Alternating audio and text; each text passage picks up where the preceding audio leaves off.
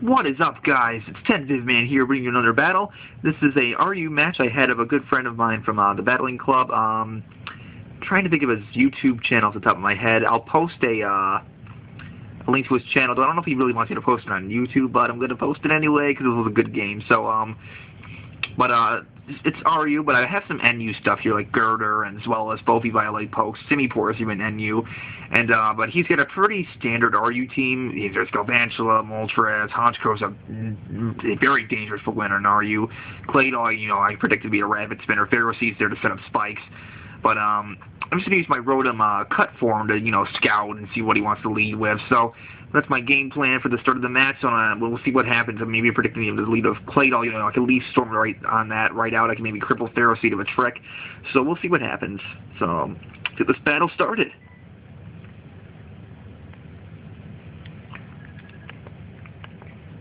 And he surprises me first. The game he leads up is Galvantula, and the way he brings it out, I think it's choiced in some way just because, he brought it out first. He could scout with a Volt Switch.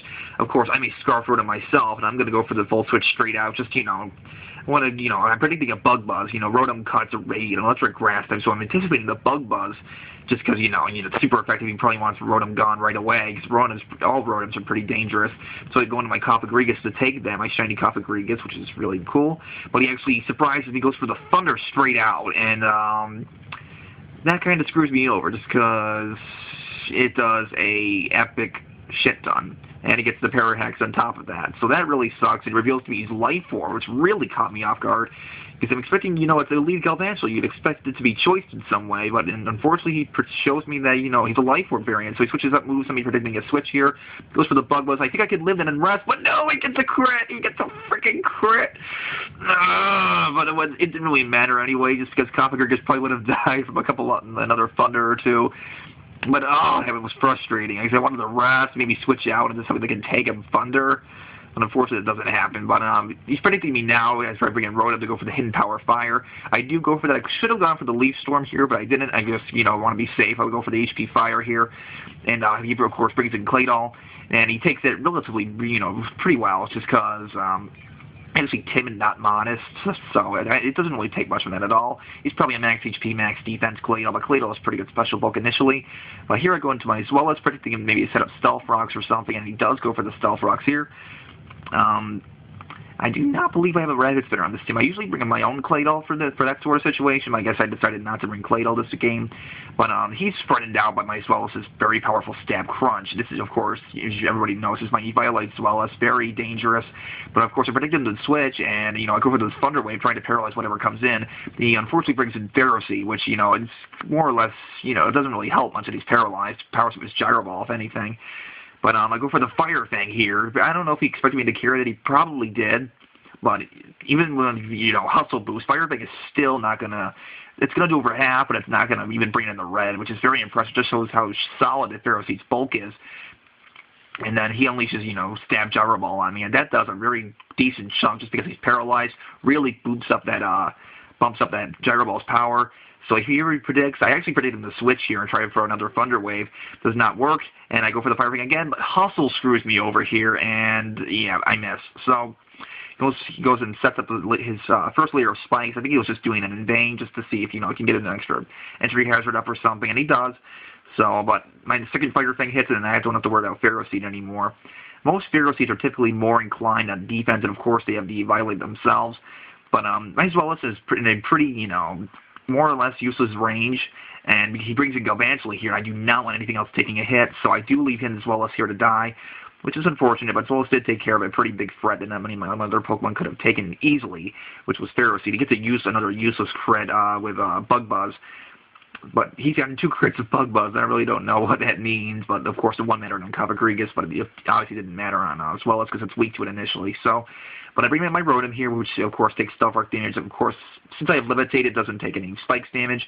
I just go, just in case he wants to switch out again, I go for the Leaf Storm. And, of course, Galvantula dies. Galvantula is very frail, so it doesn't take even, not very effective hits very well. But, thanks to its rather poor base 60 defenses. Here he goes into his Honchkrow. I'm choiced, so I have to switch out here. I don't want to lock myself into, I don't want to stay in just move -2 Leaf Storm. So I go into my Rhydon here, which is also an Eevee-like Pokemon, and he does the intelligent play here, as my Rhydon gets hit by Entry Hazard. He goes for the sub, so I know right away this is a very dangerous sub-Moxie, probably has sub-Moxie Honchkrow. He predicts me to attack him here with a Sucker Punch, but nope, I'm going to just set up my Stealth Rocks, because I know that most likely Sucker Punch is his only move to hit me neutrally, and I'm actually especially defensive, which is weird, but even though I'm, 4 times weak to Grass and Water moves, but I like especially defensive Rhydon. Just, it works pretty well, but I probably should make it a physically defensive variant, just because, it takes physical hits pretty well. But he goes for the Roost here, good play. He predicts the Ice, he predicts some sort of move. Maybe he predicted me to that Mega Horn, but as I've said in my previous battle, my Rhydon actually carries Fire and Ice Punch instead of Mega Horn, which is more or less kind of weird, but I do like the elemental punches on it. But this first Sucker Punch does a decent chunk, not a lot, and that's with no defense investment other than HP, which is pretty impressive for Rhydon, but because that's a Life Orb Sucker Punch, and I go for the Ice Punch here. I have no attack investment. It does not KO, which is, more or less, it's whatever. But here I predicted the Roost here, but he goes for the Sucker Punch instead, and that's unfortunate because I go for Earthquake, and of course doesn't affect it. So I'm like, what am I going to do now? And I'm really forced to go for Ice Punch here, but he Roosts. So I'm like, well, shoot, what am I going to do? Because, I didn't Earthquake. I had an Ice Punch here. And of course, if you Roost, your opponent's faster. Ice Punch is going to, it's not going to hit that Flying type super effectively because he Roosted. It removes his Flying type. Guess what? I get a crit. Revenge. It's mine. And Honchkrow dies. So, oh, God.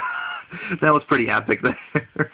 Revenge crit right there just to take down that Honchkrow, which definitely would have proved to be a dangerous Pokemon if I didn't take that out sooner. Here he brings in his Poliwrath here. He goes for the Substitute. I just want him to kill me, and I do not want him to set up a free sub. Just want to break that sub of a Stab Earthquake. It is enough to break his sub. I mean, even uninvested, Rhydon still has a very nice base 130 attack.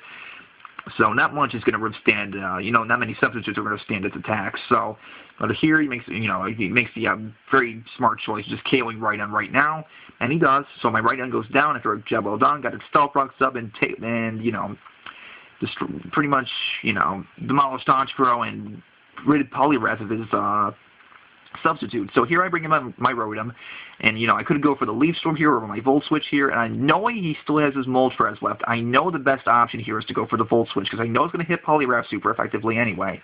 And lo and behold, he does send out his Moltres, hopefully to withstand a Leaf Storm, but of course, Moltres gets demolished by the Stealth Rocks, always ripping out half of its HP, because due to being a Fire Flying type. And I go for the Volt Switch here, very intelligently, even if I knock it out, it will give him Switch Initiative, but I don't care. I want this Moltres down. Down it goes. Not going to take a stab Volt Switch, especially from that range of health. So Moltres goes down. I switch out my Rotom, and I believe I go into my Simipour here, and Simipour does work as it gets hit by Entry Hazards, but who really cares? But he brings in his Poliwrath. He only has his Poliwrath and I believe his Claydol left at this point. And he predicts me probably to have, Hydro Pump, Ice Beam, maybe Focus Blast, but here I revealed to him, I unfortunately for him carry the Grass Knot, which brings him to a range where he's not going to be able to make a substitute. And he told me right after the battle, it was like, well, why do you have Grass Knot? And I'm like, well, just in the case for this situation, because there's so many, I don't want to risk Hydro Pump missing a lot of rock types, so that's why I carry Grass Knot. And in ways, especially this situation works better because this is a Nasty Plot Simipour. Didn't even have to use Nasty Plot in this game just because his last two were Poliwrath and Claydol. Out comes Claydol. I could have gone for any of my moves here, but I wanted to KO it straight out. Just go for that Stab Hydro Pump and Stab. Life Orb boosted, super effective. It's going to obliterate that Claydol. And guys, that will be the game. Simipour did a little bit of work, catching his foe off guard, waves goodbye to his opponent, and yep, that's game. So, hope you guys enjoyed. It was a pretty fun game. And if you guys ever want to hit me up on YouTube or on my Facebook fan page, I'll leave a link on those for in the description. And you guys can always challenge me. I really don't care. I don't mind subscribers asking me for battles. So, but because I love battling, and that's pretty much all I do in the work. So, but hopefully you guys have a good night, and we'll talk to you later. Rate, comment, sub, and later, guys.